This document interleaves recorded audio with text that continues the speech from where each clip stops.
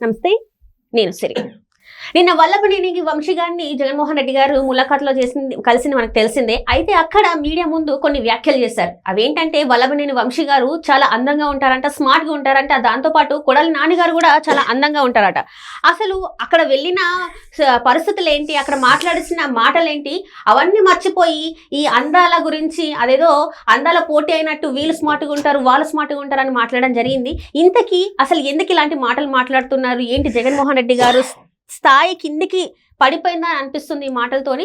So దీనికి సంబంధించి మరిన్ని విషయాల్ని మనకు తెలియజేయడానికి మనతో పాటు ఉన్నారు ప్రముఖ సీనియర్ జర్నలిస్ట్ దుర్గా కుమార్ గారు. నమస్కారం సార్. నమస్తే సిరి, మన వీక్షకులు కూడా. సార్, నిన్న చూసినట్టయితే వల్లభనేని వంశీ గారిని ములాఖాత్లో జగన్మోహన్ రెడ్డి గారు కలిశారు, అది మనం చూసాము. అయితే ఆ తర్వాత మీడియా ముందుకు వచ్చిన తర్వాత మైక్ పట్టుకున్న తర్వాత చంద్రబాబు నాయుడు గారు వల్లభనేని వంశీ గారి అందాన్ని చూసి వాళ్ళు అంత స్మార్ట్గా ఉన్నారని చెప్పేసి జెలస్ ఫీల్ అవుతున్నారంట. ఇంకొకటి కొడాలి నాని గారు కూడా అందంగా ఉన్నారని చెప్పేసి ఆయన కూడా జెలస్ ఫీల్ అవుతున్నారంట. సో దీన్ని అసలు ఎలా చూడాలి సార్ ఆయన వ్యాఖ్యల్ని?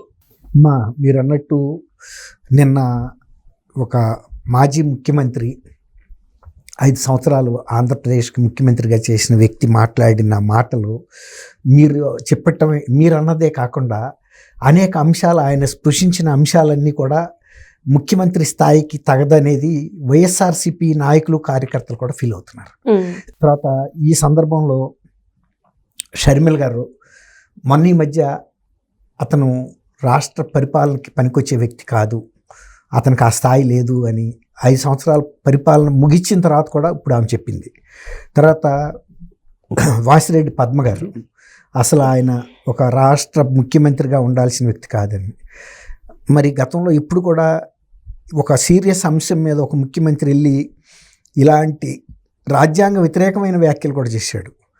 ఇవేమో అందసందాల గురించి చెప్పటం అనేది, ఒక మగ మనిషిలో అందాన్ని ఎత్తుకుతున్నాడంటే అతని యొక్క మానసిక ఆరోగ్యాన్ని కూడా అనుమానించాల్సిన పరిస్థితి వస్తుంది. అంటే చాలా మందికి డౌట్ ఏంటంటే అసలు రాజకీయాల గురించి మాట్లాడకుండా, లేకపోతే అది అక్కడికి వెళ్ళిన అంటే జైలు దగ్గరికి వెళ్ళి అక్కడ ప్రెస్ ముందు మాట్లాడాల్సిన మాటలు మాట్లాడకుండా అందచందాల గురించి అది కూడా ఏంటంటే ఆడవాళ్ళ అంటే నార్మల్ గా ఒక మగ వ్యక్తి ఒక స్త్రీ అందాన్ని గురించి పొగడం మనం చూస్తాం. కానీ ఇక్కడ ఏంటంటే ఒక మగ వ్యక్తి ఇంకొక మగ వ్యక్తి గురించి మాట్లాడడం, దట్టు అందంగా ఉంటారు, స్మార్ట్ గా ఉంటారు అని మాట్లాడడం, అది కొంత చర్చనీయాంశం అయింది. అసలు సందర్భం లేకుండా ఆ సందర్భాల్లో మాట్లాడడం ఏంటనేది కూడా మరి అది మాట్లాడటం అనేది. తర్వాత ఆయన మాట్లాడిన దానికన్నా ఇంకా జుగుప్సాకరమైన విషయం ఏంటంటే కొడాలి నాని మెలికలు తిరగటం. ఆయన వర్ణించినప్పుడు కొడాలి నాని కూడా స్మార్ట్గా ఉంటాడని చెప్పినప్పుడు ఆయన మెలికలు తిరగటం మరీ జుగుప్స అనిపించింది జనాలకి. అసలు వెళ్ళిన మీరు అన్నట్టు ఎంత సీరియస్ మ్యాటరు. తర్వాత అవతలేమో అతను ఒక దళితుల మీద దాడి చేసిన కేసులో అరెస్ట్ అయితే ప్రతి కేసులోనూ వెళ్ళిన దగ్గరల్లా అతను ఒక మంచి క్యారెక్టర్ సర్టిఫికెట్ ఇస్తాడు. వంశీకి కూడా చాలా మంచి వ్యక్తి, చాలా సద్గుణుడు అని చెబుతున్నాడు. కానీ ఆయన రిమాండ్ రిపోర్ట్లో అనేక క్రైమ్స్ని పుంకాలుగా వాళ్ళు ఉటంకించారు. అదేమి ఊహించి రాసే కవిత్వాలు కాదు.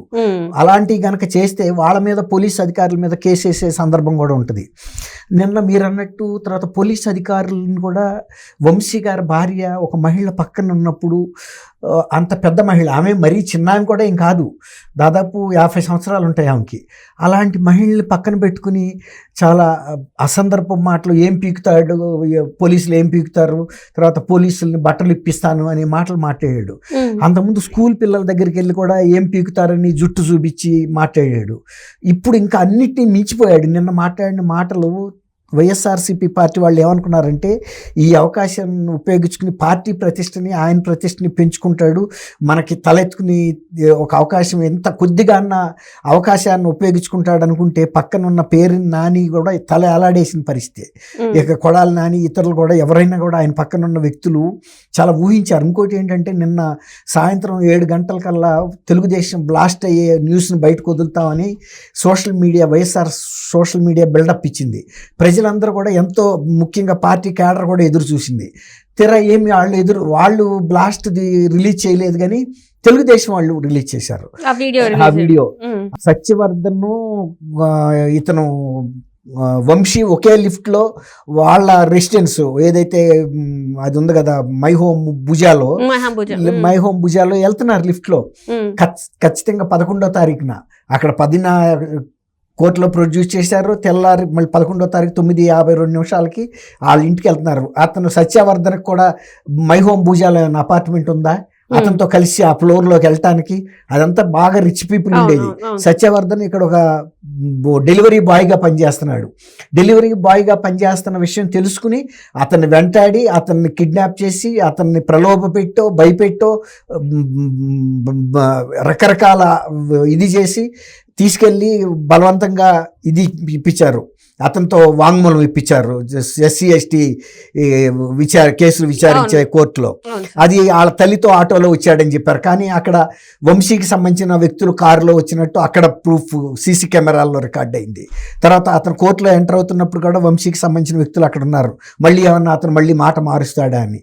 అట్లా ఇన్ని రకాలైనటువంటి ఇది ప్రూఫ్స్ అక్కడ ఉండగా ఇతను ఏం చెప్తున్నాడు, వంశీ అమాయకుడు, అతని మీద అక్రమంగా కేసులు పెడుతున్నారు, ఆయన అందాన్ని చూసి ఓర్చుకోలేక చంద్రబాబు నాయుడు గారు, ఇప్పుడు మొగాళ్ళ మీద అందం మీద నీకు ఇంట్రెస్ట్ ఏమైనా ఉందేమో, చంద్రబాబు నాయుడు గారికి ఏమి ఇంట్రెస్ట్ ఉంటుంది, ఆయన ఎప్పుడు మొగాళ్ళని వర్ణించి చెప్పలేదు. అట్లాగే ఇప్పుడు అట్లా అనుకుంటే ఆ మాటకి వస్తే పట్టాభి కూడా వాళ్ళ పార్టీలో అందగాడే. మరి అందగాడని జగన్మోహన్ రెడ్డి తీసుకెళ్ళి నాకన్నా అందగాడని ఆయన్ని టార్చర్ పెట్టాడా, పోలీసు టార్చర్ పెట్టి ఎంత వేధించారో మీరు చూశారు. యాపిల్ పండులాగా ఉంటాడు మరి అన్న. మరి అట్లా ఆయన ఏం చెప్పలేదుగా మొగాళ్ళ అందాల గురించి చంద్రబాబు నాయుడు గారు. జగన్మోహన్ రెడ్డి గారు అందాలకి ఉంటే నీ దాంట్లో అందగాళ్ళందరినీ తీసుకెళ్ళి నీ భద్రతలో ఉంచుకొని ఎవరన్నా వ్యతిరేకంగా ఉండి అసూయ పడే వాళ్ళు ఎవరుంటాడమ్మా మొగాళ్ళ అందగాన్ని చూసి. చంద్రబాబు గారు అసూయ పడుతున్నారు, లోకేష్ గారు కూడా అసూయ పడుతున్నారు అని చెప్పేసి మాట్లాడుతున్నారు. అట్లాంటప్పుడు ఈయన బెడ్రూమ్ లో దాయాలి వాళ్ళని తీసుకెళ్ళి, అంతే కదా. ఇప్పుడు అక్కడ అనుకోండి ఆయన బెడ్రూమ్ లోకి ఎవడు రాడు, ఎవడు తీసుకెళ్ళలేడు. ఎందుకంటే ఆయనకి పక్కా ఒక పెద్ద ప్యాలెస్ ఉంది, అభేద్యమైనటువంటి ప్యాలెస్. ఆ ప్రహరీ గోడలు దాటలేరు, ఆ ఫెన్సింగ్ దాటలేరు. ఆయనకి ఇప్పుడు ప్రతిపక్షంలో ఉన్నా కూడా ఎంతో మంది వాళ్ళు ఎవరన్నా ఉంటారు, పెళ్ళిళ్ళకి పెడతారు చూడండి వాళ్ళని, బౌన్సర్స్ వాళ్ళందరూ ఉండారు. అట్లా నీ రక్షణలో పెట్టుకొని నీ బెడ్రూమ్లో పెట్టుకున్నావు అనుకోండి, నీ వాళ్ళందరూ సేఫ్గా ఉంటారు. అట్లా బయట వదిలేసేటప్పటికి నిజమేనేమో మరి అసూయ పుట్టి అరెస్ట్ చేస్తున్నారా, మరి లేకపోతే అక్కడ ఒక కాజ్ లేకుండా అరెస్ట్ చేస్తారా పోలీసు వ్యవస్థ? జగన్మోహన్ రెడ్డి గారు చెప్పేది ఏంటంటే వాళ్ళు జలస్తోనే అరెస్ట్ చేయించారు కానీ అసలు ఎలాంటి కాజ్ లేదు. అదే అన్న, కాజ్ లేకుండా ఒక పోలీస్ వ్యవస్థ చేస్తుందా? అలా కాజ్ లేకుండా మా జత్వానీని, అమ్మాయి పేరేంటమ్మా, కాదంబరి జత్వాని అరెస్ట్ చేస్తే 3 IPSలు సస్పెండ్ అయ్యారు కదా. ఇప్పుడు కాజ్ లేకుండా ఎట్లా అరెస్ట్ చేస్తారు? ఈ ప్రూఫ్లు ఎలా ఇచ్చారు? ఇప్పుడు ప్రూఫ్లు కూడా అక్కడ కనబడుతున్నాయి కదా. కాబట్టి ఆయన మాట్లాడే మాటలకి అర్థం లేదు, కాజ్ లేకుండా పోలీసులు అరెస్ట్ చేశారని. ఆ ప్రూఫ్లు కనుక నువ్వు ఛాలెంజ్ చేయి, ఎస్ ఆ ప్రూఫ్లు కూడా క్రియేట్ చేశారు, ఫ్యాబ్రికేటెడ్, అది ట్రూ ల్యాబ్స్కో లేకపోతే ఫొరెన్సిక్ ల్యాబ్స్కో పంపమనండి, అప్పుడు కరెక్ట్ అవుతుంది. అంతేగాని అసలు విషయాలను వదిలిపెట్టి నిన్న మొగాళ్ళ అందాలు వర్ణిస్తా చంద్రబాబు నాయుడు గారు లోకేష్ వీళ్ళని చూసి వాళ్ళ అందాలకు మించి అవినాష్ అంటారు లోకేష్ కన్నా అందంగా ఉంటాడని.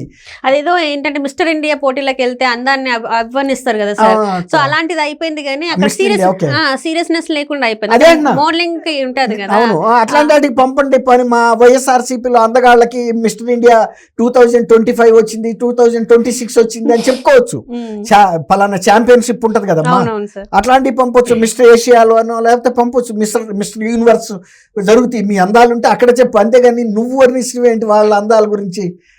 ఒక ముఖ్యమంత్రిగా బాధ్యతగా ఉండి మాజీ ముఖ్యమంత్రిగా నిన్నేమో నీ పార్టీలో ఏదన్నా ఈ అవకాశాన్ని సద్వినియోగం చేసి పార్టీకి ఎంతో కొంత కొద్దిగా పొరుగు ప్రజల్లో పెరుగుతుందని ఆశిస్తే ఉండ పొరుగు కూడా కొట్టుకుపోయింది. ఏదో కొండనాలికి మందేస్తే ఉండనాలికి కూడా పోయింది అన్నట్టుగా నిన్న తయారైంది. ఇది నిన్న మీరు అన్నట్టు ఇది చాలా ట్రోల్ అవుతుందమ్మా. ఒక మగ వ్యక్తి అయి ఉండి ఆయన మొగాళ్ళ గురించి వర్ణించడం, అదే మళ్ళీ ఆయన కొడాలని అని మెలికలు తిరగటం. ఆయన అసలే పొడుగు సన్నం ఉంటాడు, ఆయన నిజంగానే బంగారు తీగలాగా అనుకుని ఆయన సిగ్గుపడతా మెలికలు తిరిగేటప్పటికి బ్రహ్మానందం అంటాడు చూస్తే ఒక సినిమాలో, ఒరే నువ్వు ఆ సిగ్గుపడబాకరా నాకు చచ్చిపోవాలనిపిస్తుందని. నిన్న టీవీలు చూసిన వాళ్ళందరితో అదే పరిస్థితి.